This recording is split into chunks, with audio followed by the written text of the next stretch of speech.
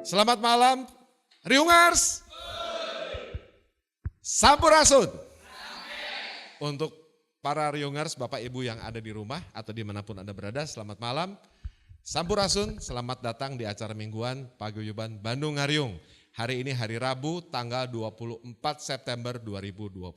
Seperti biasa kita berkumpul di The Botanica Pasteur untuk mengikuti acara-acara yang rutin diadakan setiap hari Rabu. Jangan lupa kalau ada waktu datang ke sini ya. Terima kasih, selamat mengikuti. Nah, Bapak Ibu Riungers yang luar biasa, terima kasih juga sudah hadir. Kita tahu bahwa ini hari yang melelahkan karena kita adakan pertemuan di setiap hari Rabu. Hari Rabu adalah hari kerja dan sore hari adalah penutup hari menuju kita beristirahat dan pastinya Bapak Ibu semua cukup lelah setelah beraktivitas dari pagi. Tapi masih tetap menyempatkan diri untuk hadir di acara Paguyuban Bandung Ngariung. Luar biasa, tepuk tangan untuk kita semua. Kalau kita berbicara produk rumah tangga yang gak rusak-rusak dari plastik, ingatnya apa? Tupperware. Malam hari ini bukan kebetulan kalau kita mau mengulas sedikit berbagi informasi dari orang yang tahu persis tentang merek yang namanya Tupperware. Malam hari ini kita panggil narasumber yang luar biasa, Ibu Sofia Aknani. Silakan Ibu.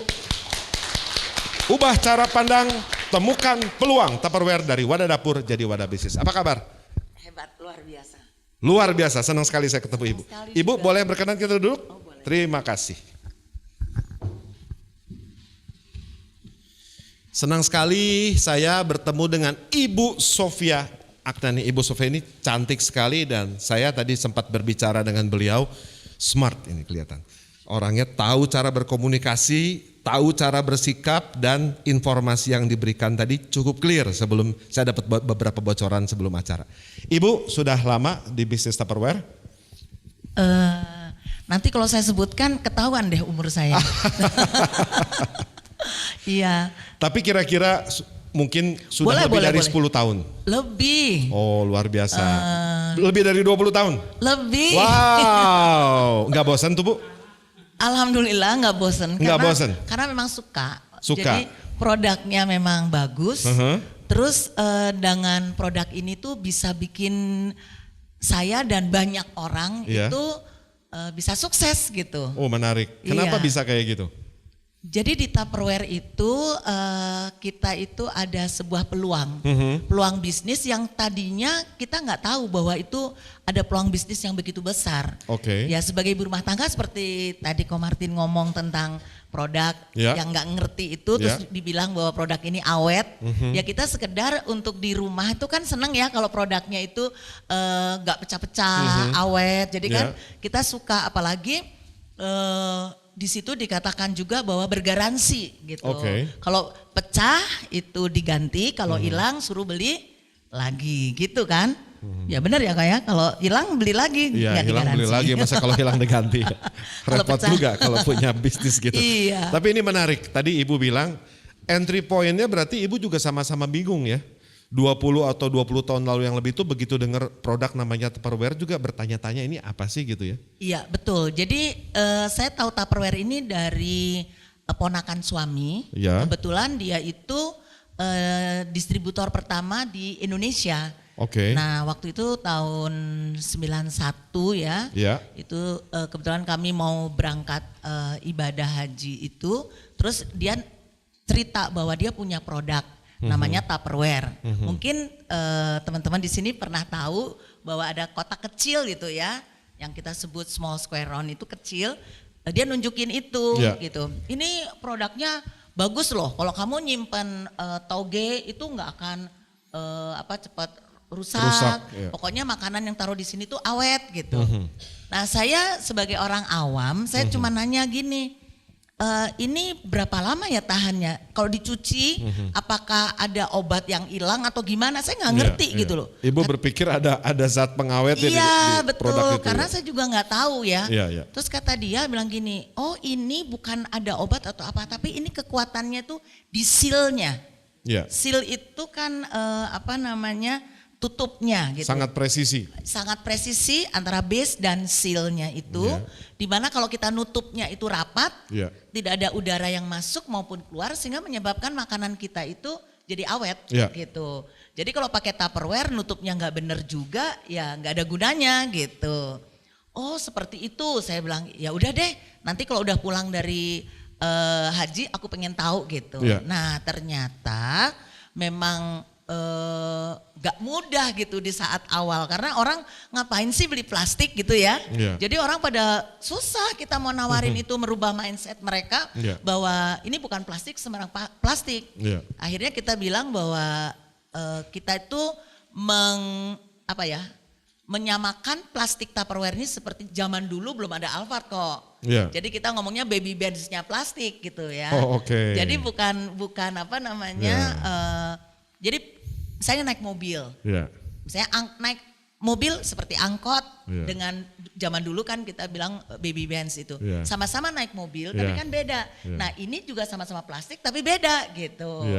Nah kita sosialisasinya memang gencar, kita punya sistem namanya party gitu ya. Party itu demo-demo, kita dari rumah ke rumah itu yang demonya itu kadang-kadang di rumah yang kita di jamunya itu dengan duduk di kursi, ada yang sampai kita lesehan, sampai yang masuk dari gang-gang semua pokoknya itu udah dilakukan gitu karena jadi ada satu skema yang membuat bisnis ini bisa dipasarkan dengan cara-cara yang tidak umum seperti beli di toko, nggak bisa seperti itu ya. Iya, memang nggak boleh di toko gitu. Jadi kita bawa produknya, kita jelaskan, orang ya sama seperti saya dibolak-balik itu si produk karena dipikirnya itu ini ada apanya gitu. Nah, bawa nggak sih contohnya, ada yang bawa? Ada. Coba sini bawa. Ada botol. Ya itu boleh dibuka Dus? Boleh. Nah itu, iya. Ya boleh itu juga. Contohnya sebesar ini. Oh Pak Abdus yang besar ya, kalau contohnya sih kecil. Saya kira contohnya ini yang lagi jalan. Yang lagi jalan sih namanya Pak Abdus. Lupa saya. Iya. Iya ini khas banget nih bentuknya. Iya waktu itu Pak. Jadi waktu itu yang saya harus jelaskan ke banyak orang itu adalah ini. Nah kayak ini nutupnya nggak bener ini, miring. Oh iya. Jadi kita itu ini kan kebuka gini. Walaupun kita pakai Tupperware itu ini nggak ada fungsinya gitu. Sama aja seperti pakai plastik biasa. Itu yang coba kita jelaskan ke banyak orang. Jadi kita ajarkan bagaimana cara menutupnya. Ini harus ditaruh di tempat, terus kemudian kita, urut begini dari ujung ke ujung seperti ini. Nah sampai seperti ini. Baru ini produk ini berfungsi. Dia kedap udara sehingga kalau ada misalnya udara itu dia tidak akan masuk. Sehingga makanannya juga tetap fresh, tidak kering gitu. Nah ada lagi yang kedap udara, kedap cairan itu yang bulat-bulat. Yang tutupnya bulat itu dia kedap cairannya itu yang kita sosialisasikan ke dari rumah-rumah ke kantor-kantor dan terus di sana kan ada sistem perekrutan. Terima kasih. Ya, jadi ada sistem perekrutan gitu. Dia kan bisnisnya dulu itu direct selling kok. Jadi kita kalau ngajak orang gitu nanti kita bisa dapat hadiah gitu. Cuman hadiah nggak ada bonus-bonus uangnya. Nah nanti ke depan kalau dia mau berkarir barulah itu ada uangnya. Jadi dari produk Tupperware ini saya dan teman-teman tuh bisa banyak kenal dengan orang dari mulai yang biasa-biasa sampai yang orang-orang luar biasa. Jadi memang betul ya kok ya. Keren, ini ya? Jadi bukan plastik sembarang plastik gitu. Ada bentuk atau ada benda seperti ini dengan merek yang sama juga di rumah saya ingat. Cuma saya lupa warnanya apa. Tapi saya ingat ini untuk seperti itu. Ada yang untuk taruh roti juga ya Bu ya? Iya. Segala macam kita taruh di sini. Bahkan kadang-kadang kalau misalnya saya ke toko gitu, terus orang itu menyamakan plastik itu selalu Tupperware gitu. Jadi misalnya saya bilang, di mana Mbak? Itu tuh di Tupperware-nya. Saya cuma ketawa aja, bukan Tupperware. Tapi ya tadi seperti tadi, kalau kita bilang handphone yang kebayang itu adalah misalnya sekarang iPhone mungkin, ya. Misalnya ya. Padahal bukan iPhone yang dipegang.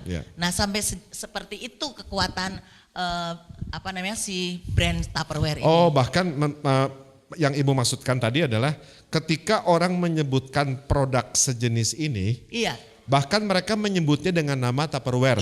Oh artinya merek Tupperware itu sudah sedemikian generik. Iya, betul. Untuk mewakili bahkan benda-benda yang mereknya pun bukan Tupperware gitu ya. Betul. Oke. Ya, memang sangat luar biasa. Jadi artinya ini sudah jadi top of mind deh ya. Betul. Oke, ini menarik. Ketika ibu pertama kali tahu tentang produk yang namanya Tupperware. Kemudian apa yang membuat ibu tertarik untuk masuk ke bisnisnya? Karena kan ini memang berbeda. Produk dengan bisnis kan pemahamannya beda ya. Betul. Apa sih yang bikin ibu tertarik untuk masuk ke bisnisnya? Ya, jadi ini mundur ke belakang dulu ya, Ko ya. Jadi saya ini menikah muda gitu ya. Jadi saya setelah lulus gitu, kan setiap orang yang lulus kuliah pasti bercita-cita pengen bekerja gitu. Tapi nggak tahu ya mungkin memang sudah rezeki atau takdir saya itu menikah gitu. Nah ternyata setelah saya menikah itu tidak mudah saya mencari kerja gitu. Jadi selalu ditanya pengalaman kerja apa, belum ada gitu ya. Nah jadi saya coba masuk ke beberapa perusahaan-perusahaan itu selalu ditolak, apalagi statusnya sudah menikah. Nah, karena dianggapnya fresh graduate belum ada pengalaman, sementara kebutuhannya yang udah berpengalaman gitu ya? Ya bisa juga, mungkin kalau yang tidak berpengalaman nggak apa-apa, tapi jangan sudah menikah kok. Karena kalau sudah menikah itu kan resiko ya, nanti mungkin hamil, harus kasih cuti segala macam. Jadi akhirnya saat itu saya jadi seperti orang yang udah deh kayaknya cuman sampai di sini gitu, tamat gitu. Sementara teman-teman tuh ada yang bekerja, ada juga yang menjadi dosen dan lain sebagainya. Nah saat itu saya langsung berpikir gitu ya, aduh ini apa ya yang saya mau lakukan gitu. Setiap ketemu orang saya tuh takut aja kalau ditanya kerja di mana gitu, karena kan lulus ya. Jadi saya tuh jadi orang yang makin gak mau ketemu orang gitu kan, sayanya jadi makin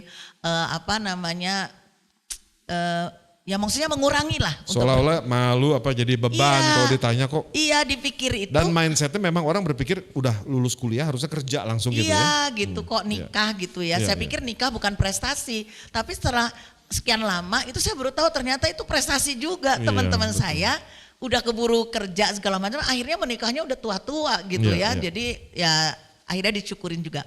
Nah jadi pada saat itu akhirnya ya udah saya udah nggak punya pertemanan itu kok. Nah mungkin jalan hidup itu disiapkan oleh Allah yang berbeda. Saya pada saat hamil saya bertemu dengan salah satu ibu hamil juga yang sama-sama baru mau punya anak pertama. Nah saya dikenalkan itu bahwa ada zaman dulu ada microwave ya. Nah suaminya kebetulan memang jual-jual begitu. Saya diajak gitu. Akhirnya saya jadi seneng kan. Ketemu dengan lingkungan baru gitu, saya jual-jualan begitu. Nah pada saat itu masuklah itu tadi Tupperware, terus saya pikir kenapa nggak saya coba aja gitu. Nah jadi saya bergabung di Tupperware itu tadinya iseng, mau cari mengisi waktu luang. Dan saya kalau ditanya di Tupperware cari uang, enggak, saya nggak cari uang tapi saya dapat uang gitu ya. Nah seperti itu, dan yang saya senang itu saya banyak banget dapat temen dari bermacam-macam kalangan. Omongan ibu tadi menimbulkan kecemburuan sosial loh. Saya cari uang nggak ketemu-ketemu, ibu nggak cari uang dapat uang. Iya, iya nyarinya. Jadi istilahnya kita itu fun-fun gitu ya, fun-fun di Tupperware kan.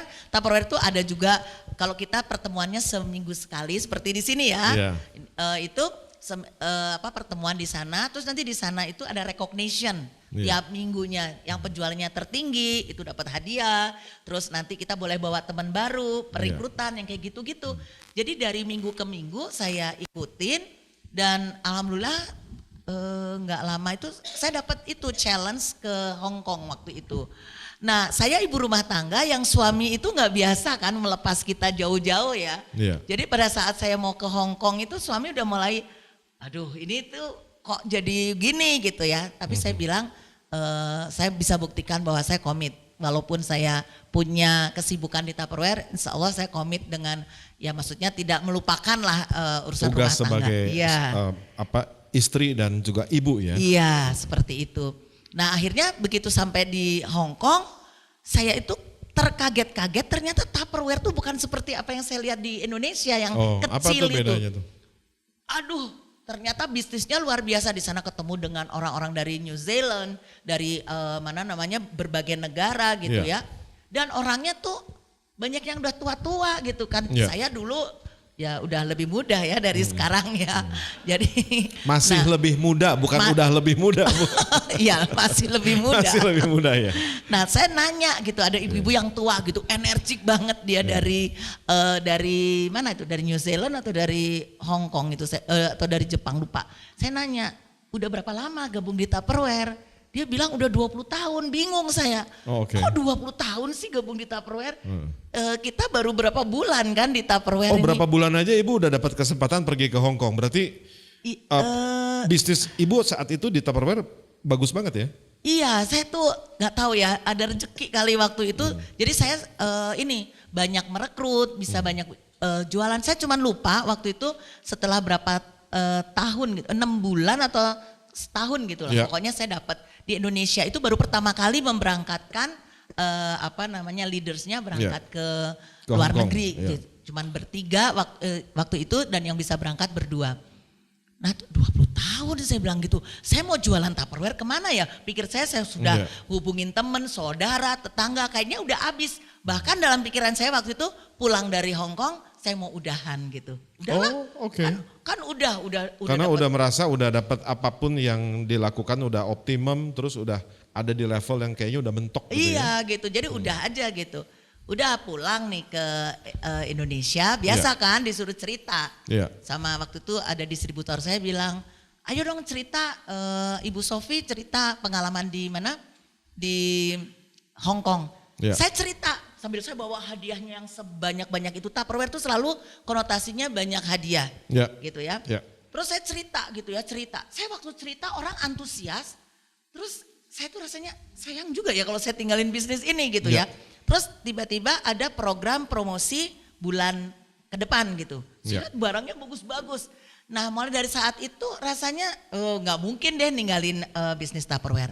Ternyata dengan sistem yang ada di Tupperware itu bisnis ini menjadi berkembang. Luar biasa. Dan saya juga bisa menjadi Queen of Conference nomor 1 ya di Indonesia waktu itu di Bali. Pada saat itu saya baru melahirkan anak saya yang ketiga. Jadi saya bisa cerita sama mereka, bisnis ini cocok bukan hanya untuk yang belum menikah. Ibu rumah tangga pun dia bisa dengan mengatur waktu sendiri itu bisa punya penghasilan, punya prestasi. Dan itu terbukti ya? Artinya ini bukan wacana tapi proven karena ibu sendiri sudah bisa membuktikan sebagai istri, ibu dari 3 anak, juga dengan kesibukan-kesibukan di luar bisnis Tupperware, tapi ibu masih bisa fokus juga ke bisnis ini ya? Betul, karena waktunya fleksibel gitu. Kapan kita mau lakukan itu. Jadi yang bekerja pun akhirnya banyak juga bergabung. Teamwork ya? Iya teamwork gitu, orang-orang yang kerja. Nah setelah itu 3,5 tahun karena memang penjualan tim saya itu besar, akhirnya diajak diberi kesempatan untuk buka kantor distributor di Bandung. Dan pada saat itu, nah ini kayaknya nih terima kasih juga dengan Ndus ya yang memperkenalkan Pak Abdus ya. Iya di sini. Jadi nanti pada tanggal 2 Oktober itu ada tepat 30 tahun kantor yang saya ini bersama teman-teman. Boleh nggak sih kasih tips gimana sih membagi waktu supaya ibu tetap bisa menjadi seorang istri, menjadi seorang ibu, menjadi seorang manajer rumah tangga yang baik, juga sekaligus mengatur bisa menyempatkan diri untuk mengembangkan karir di bisnis yang ibu rintis. Boleh nggak kasih tipsnya gimana? Waktu itu ya, jadi gini karena saya masih punya anak kecil, memang dibutuhkan kerjasama dengan suami. Karena kalau kitanya jalan sendiri pasti suami juga repot ya. Jadi waktu itu karena saya masih punya anak kecil, jadi akhirnya ini suami yang ngalah akhirnya waktu itu. Jadi kan suami punya perusahaan. Kebetulan biasa kalau perusahaannya itu lagi merintis, itu dengan teman-temannya kan bisa sepaham. Mulai perusahaannya mulai maju, mulailah sudah ada berselisih. Terus saya bilang udah aja yuk dicoba aja ikut di Tupperware ini. Karena pada saat saya ditawarkan menjadi distributor itu, saya tidak bisa sendiri, saya harus couple bersama suami. Jadi suami sebagai bagian finance, saya sebagian marketingnya kan. Nah itu juga tidak mudah ya untuk meyakinkan suami bahwa Tupperware ini bisa kita bangun bersama. Tapi mungkin dia lihat karena memang dia sudah nggak nyaman itu dengan teman-temannya itu, terus akhirnya gabung. Nah jadi kesuksesan ini tuh bukan karena memang saya bisa, tapi karena memang dukungan dari suami itu yang luar biasa. Bahkan dia selalu support. Nah saya kan harus keluar kota juga kok, jadi misalnya ke Tasik, ke mana-mana itu dia kerjasama untuk saya antar jemput anak. Jadi bagi gini tugas kok, ya? Iya bagi tugas. Gini ya, kalau ya dulu saya kan ibu rumah tangga. Tupperware kan iseng-iseng jualan sambil jam istirahat sambil nunggu anak gitu. Terus kalau ada suami yang nganterin anak gitu, saya suka bilang gini, ih gila ya, itu suaminya mending nganterin anak, istrinya kemana? Saya bilang gitu ya. Nggak taunya malah jadi kebalik kok. Jadi karma itu ada ya Bu? Ada. Jadi anak saya pertama kedua itu betul-betul full ya saya pegang. Yang ketiga ini yang kemana-mana yang anterin suami gitu. Ya karena jadi tadi kalau ditanya bagaimana ini bisa jalan, itu memang butuhkan kerjasama dengan suami, dengan anak-anak. Dia harus mengerti juga bahwa ibunya misalnya lagi fokus untuk ini tuh bukan untuk kepentingan sendiri. Nah kalau yang bekerja saya sampaikan tipsnya begini. Di saat bekerja kamu fokus kerja. Nah setelah pulang sempatkan beberapa saat itu untuk memikirkan bisnis ini, jangan dicampur. Nah kalau ada ya kadang-kadang tuh jam berapa gitu ada ibu-ibu yang bekerja datang ke kantor. Saya bilang kamu kan waktunya bekerja kok ada di Tupperware, kamu korupsi loh. Aku bilang gitu, nggak boleh korupsi waktu. Udah izin katanya dia gitu. Jadi sebetulnya kalau kita bisa bagi waktu gitu dan komitmen insya Allah bisa. Ya memang sih lebih enak kok kalau misalnya dia fokus tok mikirin Tupperware. Tapi kan kita kebetulan waktu itu sudah punya anak, terus juga sebagai istri. Jadi ya alhamdulillah jadi bisa jadi contoh role model buat orang-orang bahwa kalau gabung di Tupperware tidak harus yang single, ibu rumah tangga pun bisa. Bahkan dari sisi modal ya kok ya, banyak sekali orang-orang yang bergabung dengan saya itu modalnya kecil bahkan nol. Cuman saya bilang gini, kumpulin aja orang, nanti saya bantu. Saya datang ke sana, saya demokan kalau ada hasilnya buat kamu. Nah itu ternyata luar biasa. Dulu ibu-ibu tuh kalau datang ke kantor itu naik angkot. Makanya kantor saya itu parkirannya kecil. Karena kan saya pikir ibu-ibunya naik angkot nggak perlu dong siapin parking space yang besar ya? Iya, gak lama kemudian mereka udah mulai pakai motor.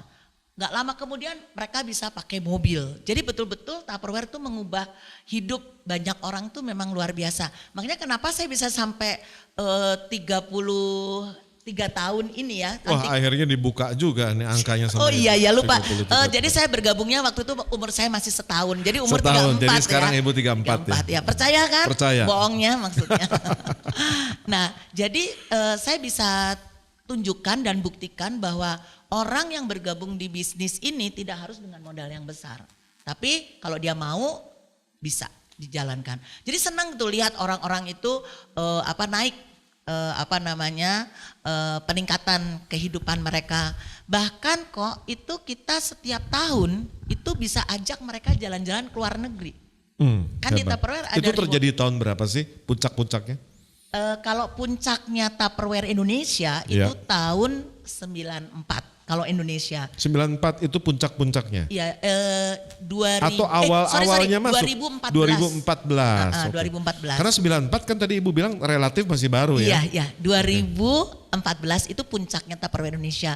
Tapi kalau tim kami di sini itu 2015 puncaknya dan alhamdulillah bisa jadi top 2 dunia. Wow, iya, seriusan betul. top 2 dunia? Boleh dong tepuk tangan.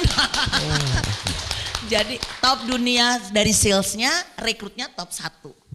Dan itu tadi saya singgung sedikit ya bahwa setiap minggu itu kan kita ada acara. Dan itu yang bikin saya senang kenapa? Ada recognition. Itu yang bikin jadi motivasi gitu. Recognition itu semacam pengakuan ya Bapak Ibu. Jadi ketika orang sudah mencapai satu prestasi atau achievement tertentu dalam satu recognition itu disebut namanya. Misalnya sales terbanyak atau mungkin dengan perekrutan terbanyak atau apapun itu mungkin seperti itu begitu. Jadi kita dihargai misalnya minggu ini yang jualannya paling banyak siapa.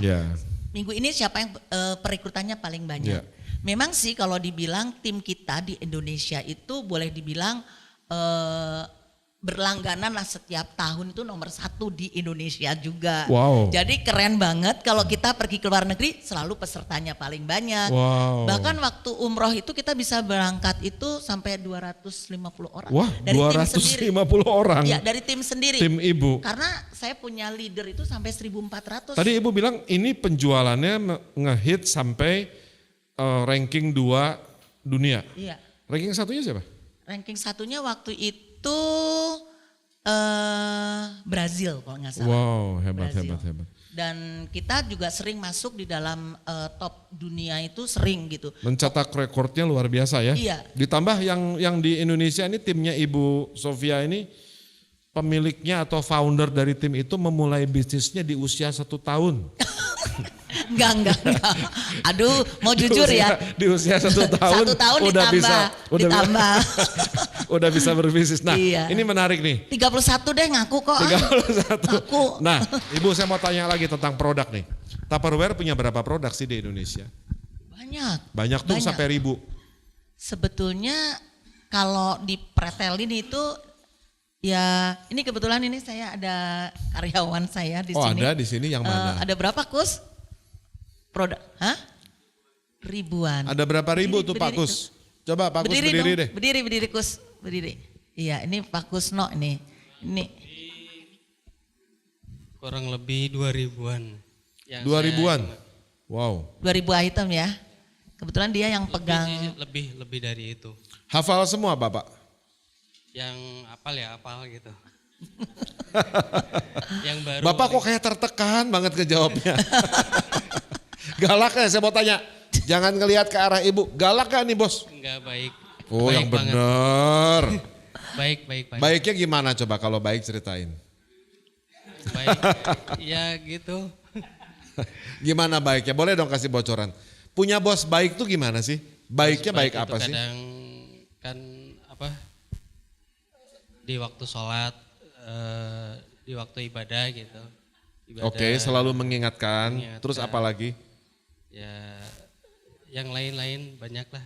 Kasih bonus gak? Suka ngasih bonus. Wih. Yang satu itu juga itu Mas Herman itu juga karyawan saya juga. Yang mana? Yang itu yang lagi video-video. Oh Bapak hobi main handphone ya dari tadi tuh filmin terus. Nah saya mau tanya Pak Kus udah berapa tahun membantu Ibu Sofi? Kurang lebih 30 tahun. Wow, jadi Bapak mulai ketika Bapak baru berusia 6 bulan kelihatannya. Kalau ibunya kan 1 tahun. Kalau Pak siapa nih? Kusno. Sebelahnya Pak Kusno. Herman. Pak Herman udah berapa tahun? 26 tahun. Coba kameranya dibalik Pak, dibalik. Nah jadi tahu namanya Pak Herman tuh itu. Ngefilmin tuh jangan yang sini terus. Nah 26. Nah Herman, saya mau tanya Bapak Ibu Ryungers yang luar biasa. Berapa banyak sih di sini yang kita punya teman-teman yang bantu itu sampai puluhan tahun? Sekarang kayaknya bulanan aja udah. Saya passionnya bukan di sini. Seringkali kita dengar gitu ya. Ya, adik-adik, anak-anak keponakan kita yang Gen Z ngomong, saya passionnya bukan di sini. Atau para pemberi kerjanya, bosnya bilang, aduh parah deh. Dari pagi sampai sore main handphone, terus yang dilihat bukan kerjaan tapi handphone. Aduh parah deh, ini izin, itu izin, hari ini gak bisa, besok berhalangan. Aduh parah deh, kerja cuman buat stepping stone alias batu loncatan atau batu lompatan. Nah di situ jadi masalah. Saya mau tanya, turnover karyawan di tempat Ibu Sofi tinggi gak atau enggak? Atau rata-rata lama bekerjanya? Semua lama-lama. Oke. Jadi dulu sampai waktu di 2015 itu puncaknya sempat punya 65 karyawan, ada berapa kantor ya waktu itu? Ada di Tasik, di Garut, di... Itu semua under your management? Iya, Oke, iya waktu Terus itu. saya mau tanya juga, Ibu ini kan kalau karyawan mungkin 1 atau 2 mungkin masih mudah ya, pendelegasian tugas. Tapi kalau udah puluhan itu gimana Ibu? Berarti ada sistem yang Ibu aplikasikan di kantor atau gimana? Ya itu teman-teman saya mau jujur nih, saya kebetulan karena ya beranjak dengan ibu rumah tangga yang istilahnya seperti ya mengalir aja. Ya tadinya itu sampai kita buka pernah setiap hari dalam waktu 1 tahun itu buka pagi pulang jam 12 atau jam 11 malam. Jadi seperti kerja 2 tahun itu dijadikan 1 tahun. Yeah. Nah waktu itu anak saya udah mulai besar, dia udah lulus, terus dia bekerja di Telkomsel. Waktu itu dia bilang, udah deh aku mau bantu mama. Nah setelah dia gabung ke kita bantu, itu mulai dirapihkan itu sama dia. Jadi karyawan kan waktu itu saya cuma 6, sama dia langsung mulai ditambah. Walaupun karyawan ditambah ternyata hasilnya jauh lebih besar karena kan. Ini menarik nih, sorry takutnya saya salah menangkap. Anak ibu yang sudah lulus bekerja di satu perusahaan kemudian memutuskan resign dan join di perusahaan orang tuanya. Dan ini nggak banyak, itu disuruh oleh ibu nggak? Sebetulnya iya sih. Tapi dia kebetulan lagi nggak nyaman di tempat kerjaannya itu. Dia memang orangnya senang mobile.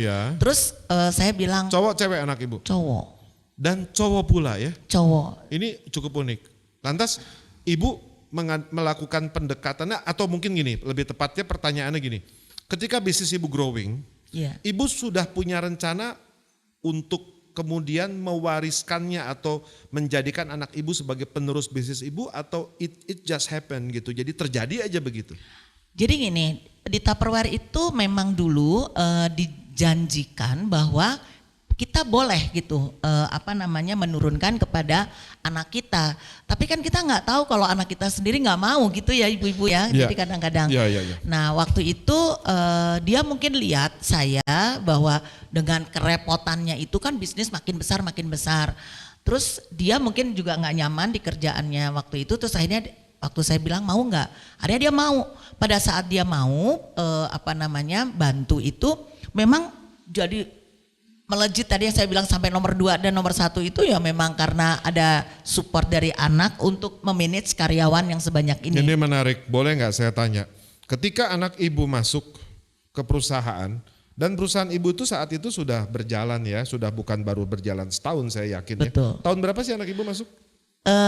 Jadi waktu anak itu masuk. Join di perusahaan ibu? Join tuh mungkin 2000 berapa ya? 95 kan kita, jadi dia itu mungkin 2014 lah, 2014 apalagi itu sudah cukup besar ya. Iya udah besar. Pertanyaannya gini, ini sederhana. Seringkali terjadi ketidakcocokan konsep bisnis antara generasi pertama dengan generasi kedua dan seterusnya gitu ya. Ketika terjadi proses peralihan atau anak kita atau keturunan kita masuk ke bisnis yang sudah kita jalankan. Betul. Nah, apakah itu pertanyaannya itu terjadi nggak ketika terjadi? Oh gitu. Terjadi. Wah ini mama kan maunya begini, tapi anak bilang tapi ma ini kan udah kuno, harusnya gini gitu. Nah, ada. Bagaimana cara ibu? Ada putra ibu di sini nggak? Kebetulan nggak hadir. Kebetulan nggak ada. Saya mau tanya, gimana cara ibu memanage dan mencari solusi terhadap hal-hal yang mungkin menjadi friksi untuk urusan bisnis saat itu? Jadi memang kita putuskan tuh biasanya pakai diskusi dan kebetulan anak saya ya udahlah dia itu ya manut tadinya gitu ya. Tapi lama-lama terus dia bilang gini, "Mah, boleh nggak aku selain bantu mama tapi aku juga punya bisnis sendiri." Saya pikir oke deh. Jadi dia mulai jadi 3,5 tahun lah dia gabung dengan saya. Oh sekarang sudah enggak? Oh udah enggak. Jadi dia 3,5 tahun gabung terus dia bilang dia punya bisnis sendiri tapi dia tetap bantu. Tapi ya itulah karena dia mungkin mau jangan sampai mamanya kecewa, pinter dia bilang begitu, tapi lama-lama porsinya makin lama makin berkurang karena dia lebih pelan-pelan gitu. Iya gitu. Supaya nggak diomelin sama si mama ya. Iya gitu. Jadi masalahnya gini, memang betul tadi kok kalau perbedaan gitu ya di saat kalau dia kan konsepnya mungkin udah lebih lebih bagus dibandingkan saya gitu. Saya cuman menjalankan bisnis ini kayak kekeluargaan. Gitu. Lebih bagus belum tentu, tapi biasanya generasi di bawah kita itu berpikirnya lebih advance. Ya, karena zamannya kan dia lebih ikuti ya perubahan-perubahannya. Sementara mungkin kita hanya tahu tapi tidak terlalu mengikuti ya. Terutama menyangkut sistem atau information teknologinya mungkin sudah berbeda ya saat ibu merintis dengan ketika bisnis itu berjalan ditambah lagi anak ibu join di bisnis ibu. Nah ini pertanyaan kedua juga saya pikir cukup menarik karena begini, seringkali pasangan suami istri itu menemukan masalah justru ketika mereka berada dalam bisnis yang sama. Karena bisnis itu juga beresiko untuk menimbulkan perbedaan prinsip, betul, perbedaan konsep.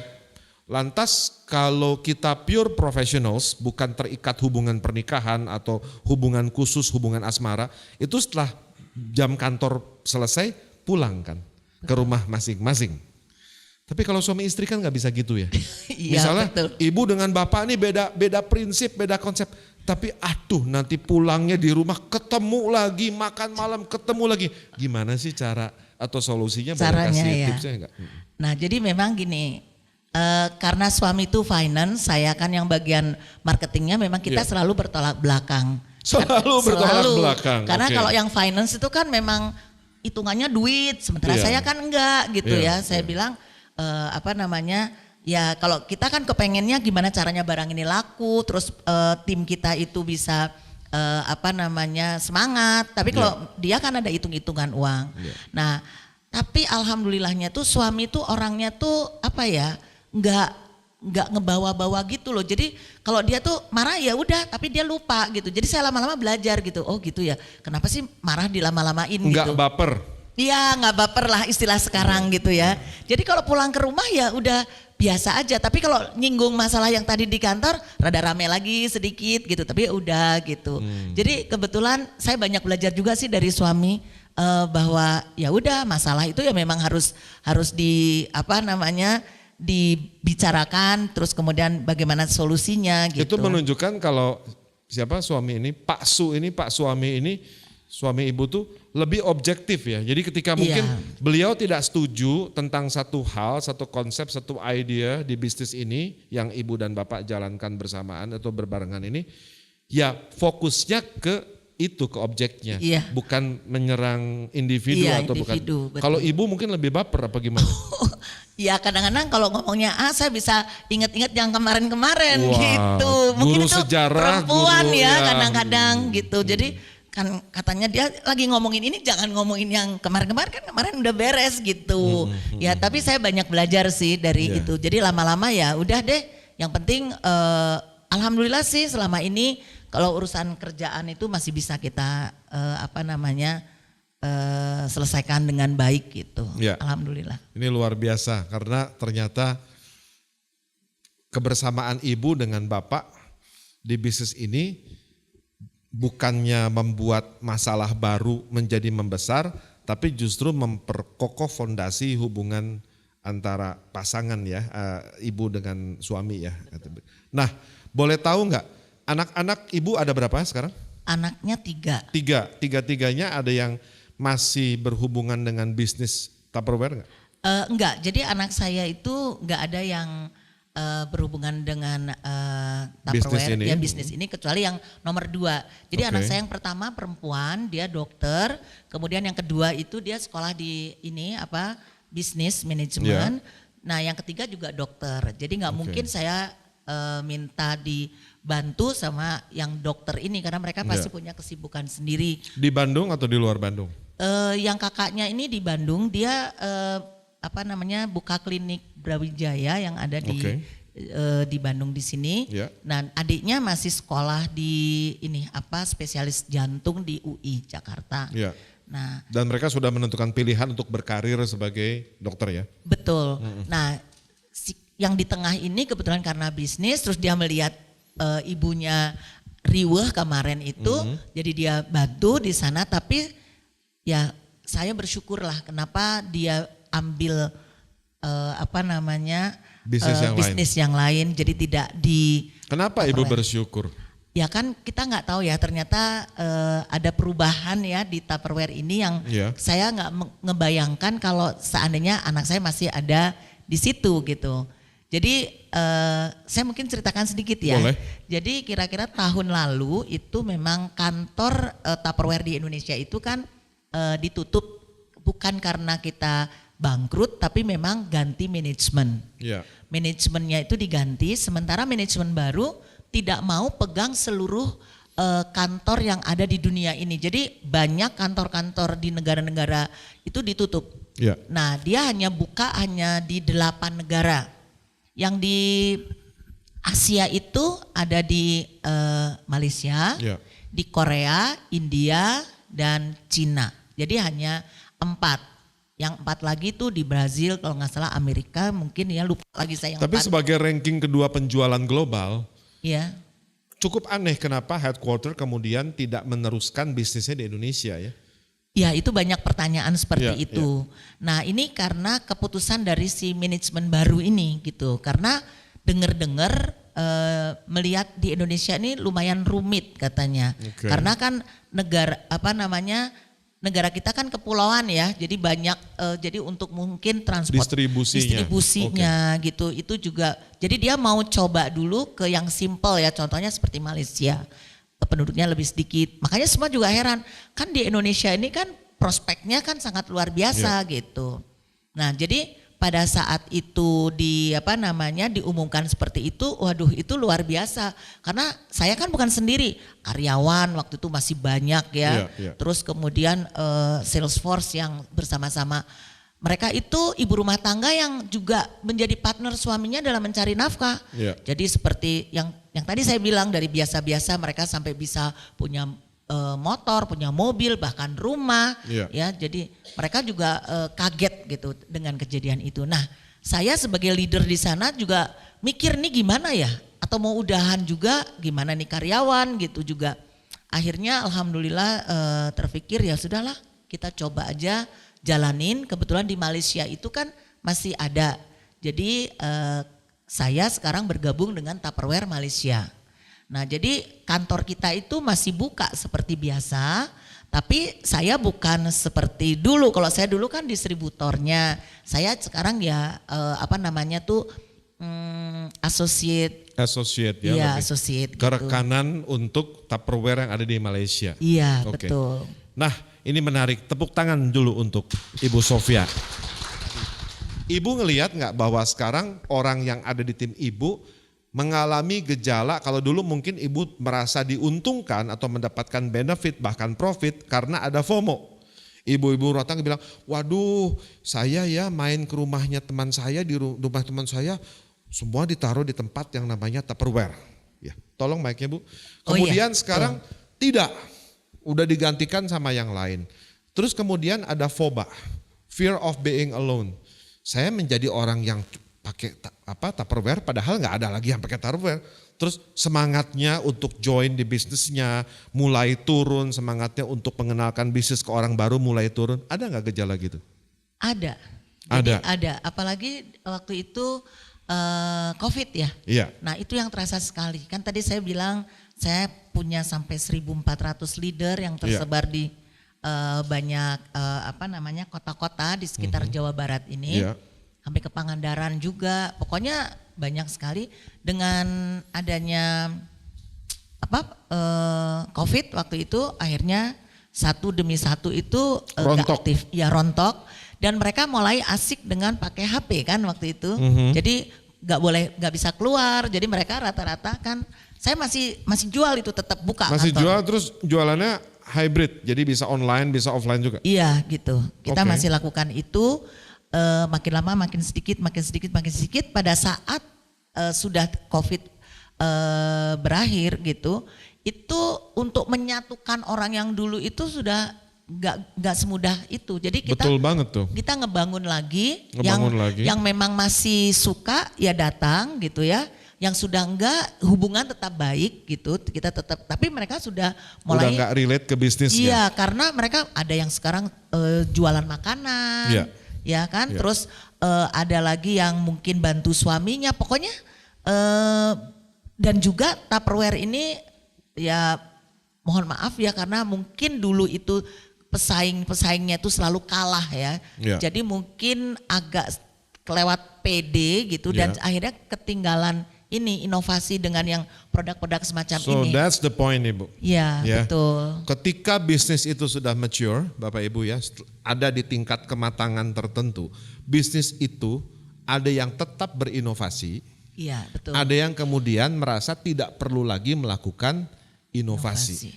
Ya. Sehingga pada akhirnya dia setelah matang, produknya dinikmati oleh begitu banyak orang seluruh dunia, apalagi kalau udah ini sudah global product ya seperti Tupperware ya. Kemudian orang sudah tidak memiliki ketertarikan karena sudah tidak ada hal baru dari produk tersebut. Betul. Pertanyaan terakhir sebelum kita masuk ke sesi interaktif. Kalau ibu ada di bisnis yang kalau orang banyak bilang perintisan bisnis, waduh semangat. Apalagi ketika bisnisnya ada di atas, wah saya menikmati hasil kerja saya selama ini. Kita punya kepuasan ya Bu ya. Tapi kalau bisnisnya lagi decline, semangatnya sudah tidak sama lagi dengan semangat ketika ibu masih berumur 1 tahun saat itu. Ya. Nah, gimana cara ibu memanage supaya bisnis ini setidaknya bisa survive? Tolong share kepada kami. Jadi memang di saat awal terjadi itu sebetulnya kita sudah mengalami decline itu sebelum-sebelumnya. Kan nggak mungkin ini. Sudah ada beberapa badai yang ibu sudah pernah ada alami. gitu. Ya pokoknya sejak COVID lah. Sejak COVID itu udah mulai kan kita juga banyak kehilangan sales force juga ya. Nah di saat itu tapi tetap positive thinking aja kayaknya nanti ke depan enggak deh. Itu bukan hanya saya aja, teman-teman saya seluruh Indonesia yang sebagai distributor seperti saya itu sama punya pikiran. Apa yang membuat ibu bisa punya sesuatu yang ibu sebut tadi dengan positive thinking? Apa sih?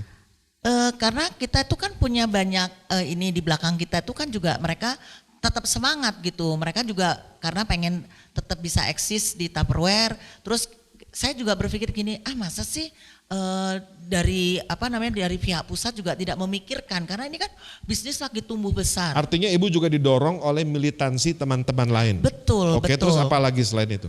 Nah juga udah cinta juga ya sama produknya. Jadi kadang-kadang walaupun kadang-kadang ini kan juga bikin kita kecewa gitu ya dengan manajemen gitu ya. Tapi tetap aja kata suami saya, kamu mah biar dikecewain gimana terus aja gitu. Jadi memang di dalam perjalanan 30 tahun atau yang saya menjadi distributor itu kan 30 ya.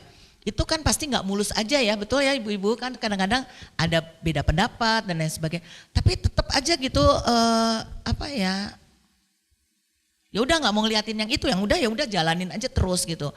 Karena memang saya melihat bisnis ini kalau dikelola dengan baik tuh masih bisa jalan sebetulnya karena peminatnya tuh sebenarnya masih banyak gitu walaupun tidak sebanyak yang dulu gitu. Nah terus kita semua itu kita nggak janjian punya pikiran bahwa kayaknya sih barangkali ke depan deh ini udah terus aja decline gitu. Nah terus akhirnya terjadi itulah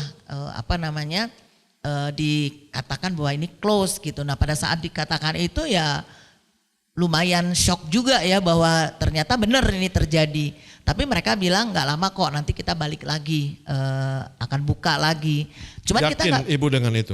Kenapa? Yakin ibu dengan itu? Nggak terlalu sih, nggak terlalu yakin kalau akan balik lagi. Balik mungkin tapi sistemnya mungkin beda. Sistemnya dirubah, dia nggak akan bikin sistem seperti dulu.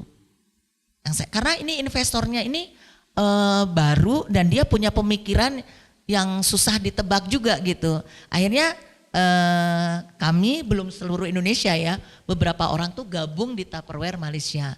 Sementara dari Tupperware Malaysia sendiri tidak pernah ada kata-kata bahwa mereka mau ekspansi sampai Indonesia gitu. Kan harapan kita Malaysia itu bisa ekspansi di Ini Indonesia. ibu luar biasa loh, saya banyak mendapatkan insight dari ibu. Lantas ibu, kita bisa simpulkan beberapa poin Bapak Ibu. Pertama, beliau ini punya spirits, punya semangat dari teman-teman. Ada satu militansi bahwa saya tuh harus keep up gitu ya, harus benar-benar saya terus gitu. Kedua, beliau punya trust. Ada orang punya spirit nggak punya trust. Dia punya semangat tapi dia nggak mempercayai apapun, terus semangatnya buat apa? Dia harus percaya pada sesuatu, tujuan, konsep atau apapun itu sehingga dia punya bahan bakar yang melimpah untuk bisa membuat semangatnya menyala. Kalau enggak ya udah, dia nggak ada trust sama produknya misalnya. Beliau nih nggak, ya apa sih? Saya sih mau jualan ini mau jualan itu sama aja. Jadi nggak ada trust sebenarnya. Lantas kalau saya perhatikan ibu punya hope atau harapan. Jadi orang udah punya semangat, dia punya rasa percaya yang tinggi, lantas dia punya harapan terhadap sesuatu. Tapi yang paling penting yang kita dengar, ibu ini realistik. Ketika tadi beliau bilang karena pemilik atau investor yang baru tidak menjalankan visi dan misi yang sama dengan investor yang dulu memiliki ini di pusat. Karena apa Bapak Ibu Riungers? Karena ada perbedaan yang sangat basic antara investor dengan businessman. Kalau businessman apa? Atau businesswoman? Orang yang fokus menjalankan bisnis.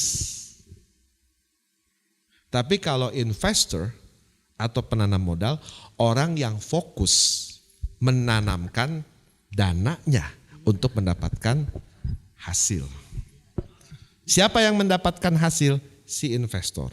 Yang menjalankannya siapa? Si businessman. Bisa aja seorang businessman juga seorang investor, atau seorang investor hanya menjadi seorang investor dan businessman hanya menjadi seorang businessman. Belum tentu dia own the business, tapi dia menjalankan bisnisnya. Jadi kalau kita punya bos tuh coba kita lihat, bos kita tuh tipenya investor atau businessman. Kalau dia turun langsung ya, ikut dalam proses berjalannya bisnis yang dia miliki, artinya beliau seorang investor sekaligus seorang businessman. Tapi kalau dia, ada deh saya menanamkan modal kamu jalanin, beliau seorang, ini bukan tentang benar dan salah atau salah ya, tapi ini tentang tipe-tipe yang perlu kita kenali juga. Nah ini menarik sekali, sungguh sesi yang very fruitful ya, sangat banyak insight yang kita bisa peroleh di kesempatan ini. Kita langsung ke sesi interaktif ya, boleh ya Bu ya? Boleh. Ini, saya coba ya. Wah, ini Ibu luar biasa. Boleh langsung. Siapa yang mau bertanya? Wow, silakan. Nama saya Agus Bu, Agus Budi. Saya tadi telat datang ke sini tapi saya bisa menyimak. Saya terus terang dulu saya Mike. Pernah masuk di MLM ini, di Tupperware ini tahun 96. Di Buah Batu juga Pak? Saya di sini Bu, di mana dekat Pandu ini, pesantren. Oh yang di ini ya. Sama kakak saya itu Bu. Iya, itu satu tim juga sama kami. Satu tim ya Bu ya. Begini Bu, saya tadi dengar dari Pak Martin tentang militansi, terus trust dan lain sebagainya Bu. Ya, di tengah orang pesimis dengan MLM ini Bu, saat ini Bu. Lebih dekat Pak. Ya. Jangan ditelan tapi lebih dekat. Ya, lebih dekat ke mic ya. Oke. Ya. Orang makin pesimis dengan MLM Bu. Ya, banyak sekali MLM yang buka langsung jatuh lagi, buka jatuh lagi. Masyarakat kita sudah muak dan sudah bosan Bu dengan MLM yang ditawarkan bla bla bla bla dan begini. Nah, bagaimana Bu? Ibu mensiasati ini Bu, karena orang sudah pesimis dengan MLM ini. Silakan jawab. Terima kasih Pak Agus pertanyaannya. Jadi sebetulnya Tupperware ini kan awalnya tidak MLM. Ya. Dan mohon maaf buat Tupperware kalau saya salah ya. Ya. Jadi sebetulnya jatuhnya Tupperware ini juga gara-gara masuk MLM. Jadi kita gitu. itu dulunya kan bukan MLM gitu. Oh dulu dijual bebas? Bukan, direct selling gitu. Oh direct selling. Jadi saya kan. Jadi penjualannya tetap ada satu channelnya, tapi bukan seperti multi level. Iya, memang tidak multi level dan baru jadi multi level itu kira-kira kapan ya Gus? Lali aku 5-6 tahun ini ya. Baru itu. Oh baru. Multi level, tapi di Indonesia ini MLM-nya itu nggak murni gitu. Dibilang MLM ya bukan, dibilang direct selling juga bukan gitu. Jadi apa itu namanya hybrid atau gimana gitu. Nah itu kalau yang saya lihat dulu pada saat kita direct selling seperti yang saya lakukan, itu kita lebih banyak turun ke lapangan gitu. Kalau sekarang orang lebih ngitungin mau dapat duit berapa terus merekayasa mereka itu. Melihat skema profit ya. Terus jadi hitungannya tuh uang terus dulu. Iya. Yang seperti itu gitu. Nah, artinya kalau dulu mungkin orang jualan tuh mereka dituntut untuk punya product knowledge. Iya. Kalau sekarang yang penting lu bisa jualan nanti dapat profit gitu ya. Ada skema-skema yang sudah membuat mereka seolah-olah terbrainwash atau tercuci otaknya, yang penting saya bisa ini nggak peduli gimana, sehingga membuat akhirnya mungkin trust dari publik terhadap produk ini juga turun atau gimana Bu? Bukan, jadi gini, kan kita itu pernah mengalami puncak itu di 2014 untuk nasional, di tim kita 2015. Nah itu kan orangnya banyak, terus mereka tuh dapat uangnya Masya Allah gila-gilaan tuh, ibu-ibu rumah tangga tuh 60 juta, 90 juta kalau saya bayar bonus buat mereka itu. Nah jadi setelah ini diganti gitu ya, jadi mereka itu udah konsepnya pengen dapat uang gitu. Jadi kerjanya tuh menurut saya tidak seperti dulu lagi gitu loh. Tapi kan mereka punya keinginan mau dapat uang juga, kalau mereka nggak kerja kan uang nggak datang Bu. Ya kalau MLM tuh kan pakai diatur-atur gitulah, gimana itu loh. Saya sendiri juga, betul ya Bu ya, suka ada gitunya. Jadi misalnya nih dia punya penjualan pribadi 5 juta gitu. Kalau dulu ya dia masukkan ke nama dia. Dengan MLM itu dimasukkan ke nama membernya lah, terus apalah, banyak yang fiktif-fiktif kayak gitu. Oh jadi diakal-akalin supaya bonusnya berlipat-lipat. Nah itu saya juga sebenarnya kurang cocok ya dengan bisnis MLM ini gitu. Karena kita besar dulu itu bukan karena MLM gitu. Nah dengan kondisi ini Pak Agus ya, kan rame itu berita bahwa Tupperware tutup gitu ya. Nah kami tetap berusaha untuk memang tutup di Indonesia, tapi di kami itu nggak tutup, kita bahkan bergabung dengan Tupperware Malaysia kan seperti itu. Tapi proses sampai saya memutuskan ambil Tupperware Malaysia itu sebenarnya juga panjang. Kita tutup itu Januari, mungkin saya baru Maret atau April saya baru gabung di Tupperware Malaysia. Nah pada saat kekosongan itu lebih dari 15 perusahaan itu follow up kita ini kan di Indonesia ini ada 60 seperti saya distributor gitu. Jadi kita kerjanya Bu, Zoom sana, Zoom sini, diundang sana, diundang sini, semua kan menawarkan peluang-peluangnya tadi Pak Agus gitu ya. Nah tapi kita juga nggak semudah itu terima gitu. Kadang-kadang kalau yang kayaknya nggak ini ya kita nggak ambil gitu. Ada 15 atau 20 terus sampai di bulan-bulan ini juga masih ada, karena mereka lihat orang-orang Tupperware ini luar biasa gitu semangatnya ya, dan mereka sudah pada punya pasar kan, terus jadi segala macam produk itu ditawarin, yang inilah, yang itulah, yang macam-macam gitu. Nah jadi Pak Agus, kalau menurut saya juga tidak terlalu happy dengan MLM, saya lebih senang yang sistem dulu direct selling. Direct selling itu tapi tetap ada jenjang-jenjangnya kan Bu? Ada, tapi simple gitu loh, simple. Seperti mungkin lebih tepatnya kalau direct selling kan toko juga direct selling ya Bu ya? Iya, tapi dong, kalau kita kan bisa langsung beli di toko transaksi. Iya. Lebih mungkin eksklusif selling ya Bu ya? Karena ada batasan-batasan di mana produk ini dulu ya kalau kita ngomong kan juga nggak boleh masuk ke pasar bebas. Iya. Artinya ada penjualan dengan skema-skema eksklusif atau seperti apa? Jadi direct selling yang dilakukan di Tupperware tidak boleh buka di toko. Iya. Jadi kita harus selalu berhubungan dengan pembeli. Iya. Nah kalau mau dibikin online itu juga ya nggak masalah sih. Yang penting kita jaga harganya, jangan dibanting-banting harganya. Iya. Karena kalau dibanting harga itu yang tersakiti itu banyak gitu. Remuk semuanya gitu. Iya. Nah kalau MLM saya lihat ini orang lebih fokus dengan ya ini dipasang di mana supaya bisa dapat keuntungan. Ya. Jadi jebol gitu Pak, jebol tuh kalau saya lihat tuh Tupperware Indonesia. Apalagi dia kan kasih garansi produk. Udah yang pecah diganti kan gitu ya Bu ya. Jadi memang benar-benar udah nggak pas lah. Ngomong-ngomong kalau pecah diganti, kalau kelihatan ini sengaja dirusak diganti nggak? Itu teman-teman karena udah lama gabung di kita itu tahu kalau yang benar-benar dipaksakan. Ada sih yang nakal itu datang dengan satu kantong kresek tuh isinya barang-barang pecah gitu. Nah nanti kalau ada yang ditolak sama kita karena tidak termasuk garansi, berapa lama lagi datang lagi itu barang tuh datang lagi ke tempat kita. Kadang-kadang dia usaha dengan dilinesin motor ya, gimana Gus?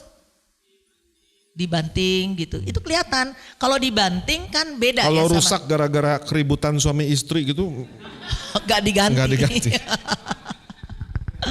Ya, jadi gitu Pak Agus, bisa terjawab ya Pak ya. Pak Agus ya. Bapak Ibu, saya pastikan lagi Paguyuban Manunggaryung tidak mengendorse produk apapun. Kalau kami menyebut merek karena itu bagian dari apa yang harus kami sebutkan di acara. Tidak ada profit dalam bentuk apapun yang diperoleh oleh Paguyuban Bandung-Ngariung, dan kita tetap independen. Sampai bertemu lagi minggu depan di waktu yang sama. Mohon maaf apabila ada hal-hal atau perkataan atau apapun penyampaian yang mungkin kurang berkenan untuk Bapak Ibu, baik yang berada di studio maupun yang ada di tempat masing-masing. Terima kasih Sampai Pak, bertemu sudah lagi, diundang, luar Pak. biasa nih. Terima kasih Ibu sudah diundang Sofia, luar di biasa. episode yang ke-100 tadi. Di Wah. episode yang ke-100 ya. Keren luar banget biasa. ya. Ya. Terima kasih. Sekali lagi, Riungers. Oi. Sampurasun. Riungers. Ini adalah episode ke-100 atau ke-100 kalinya kita berkumpul bersama-sama. Semoga dengan banyak cara, dengan banyak ide, banyak gagasan yang kita sharingkan, kita bisa membuat Bandung menjadi tempat yang lebih indah, lebih beradab, lebih manusiawi, lebih nyaman untuk kita dan keturunan kita. Sampai berjumpa di pertemuan ke-101. Riungers!